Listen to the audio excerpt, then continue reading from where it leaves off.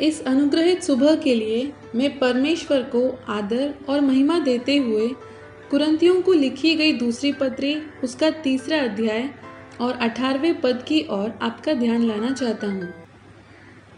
परंतु जब हम सबके उघाड़े चेहरे से प्रभु का प्रताप इस प्रकार प्रकट होता है जिस प्रकार दर्पण में, तो प्रभु के द्वारा जो आत्मा है हम उसी तेजस्वी रूप में अंश अंश करके बदलते जाते हैं। इस अनुग्रहित वचन से रूपांतरण यह विषय मनन करने के लिए प्रभु परम शरणागत हो। रूपांतरण एक व्यक्ति में हर दिन हर क्षण घटने वाला एक प्रभु का कार्य है। हम जिस अवस्था में थे उसमें से प्रभु यीशु मसीह के अनुभव में हमें परिवर्तन करने वाली एक क्रिया है वास्तविक रूपांतरण। एक ही क्षण में प्रभु यीशु के समान रूपांतरित होना संभव नहीं। हर दिन तेज के ऊपर तेज प्राप्त करके प्रभु यीशु के प्रतिबिंब होने का एक अनुभव है रूपांतरण। एक मसीह के भक्त के जीवन का महत्वपूर्ण लक्ष्य यह है कि हर क्षण उस रूपांतरण को प्राप्त करने के लिए प्रयत्न करें।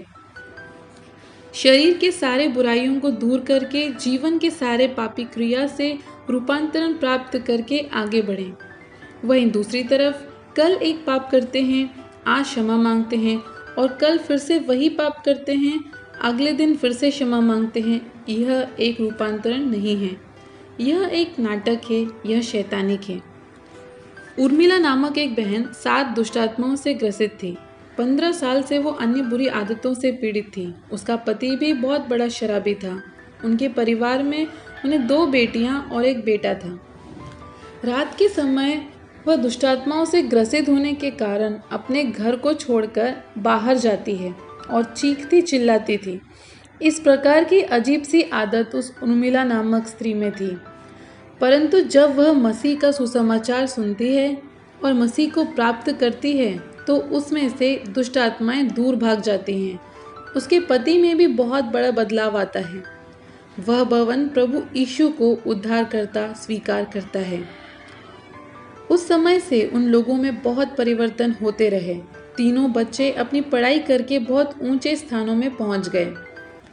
उर्मिला लिखना और पढ़ना नहीं जानती थी, परंतु उसमें बहुत तीव्र इच्छा थी कि प्रभु का वचन पढ़े।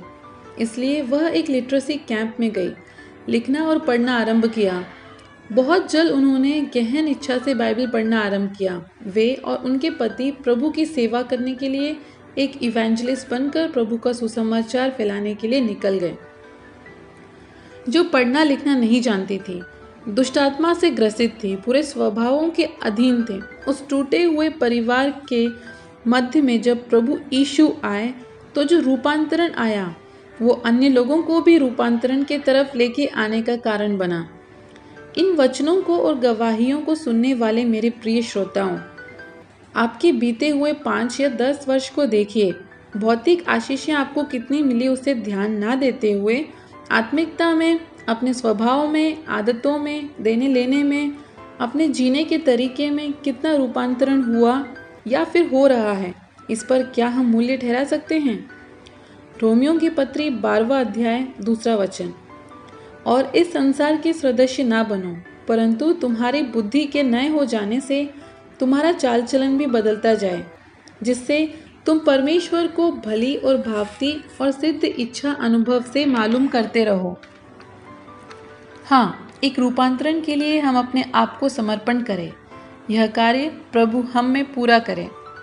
पवित्र परमेश्वर, सुने हुए इस वचन के आगे हम अपने आप को समर्पित करते हैं। हर दिन रूपांतरण प्राप्त करके प्रभु यीशु को दर्शाने वाले एक प्रतिबिंब बने। तेज के ऊपर तेज प्राप्त करके पूर्णता प्राप्त करने के लिए परमेश्वर हमारी सहायता करिए। प्रभु यीशु के नाम में आमीन। Have a blessed day.